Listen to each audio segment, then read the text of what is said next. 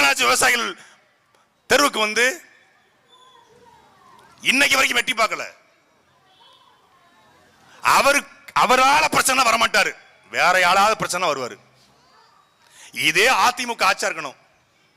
ஏய், இதுவே நீ வந்து என்கிட்ட என் ஏரியாக்கு வா, நான் டைம் கீப்ப மாட்டேன், அங்க ரொம்ப உக்கிரமா இருப்போம் பாருல வடிவேலு, வாடா வாடா ஏரியாக்கு வாடா அப்படிங்கிற மாதிரி, வாடா வாடா எதிர்கட்சியா வாடா அப்படிங்கிற மாதிரி எதிர்கட்சி தலைவர் மட்டும் மரியாதைக்குரிய ஐயா ஸ்டாலின் அவர்கள் இருந்திருப்பாருனா நான் ஆக அந்த வகையில் நான் பிறந்த திருவாரூர் பட்டியல ஆக நான் கேட்கிறேன், இங்க விவசாயிகளை பார்த்தா உங்களுக்கு கேவலமா இருக்கா, உங்களுக்கு அசிங்கமா இருக்கா, உங்களுக்கு அவமானமா இருக்கா, அடக்குமுறை ஏவரிகளா ஒடுக்குமுறை ஏவரிகளா, எடப்பாடி நீங்க பதவி உலகணும் ஆக அந்த வகையில கடந்து சீடி சக்கர சித்தப்பா ஏற்றது நக்கப்பா அப்படின்னு இருப்பாரு.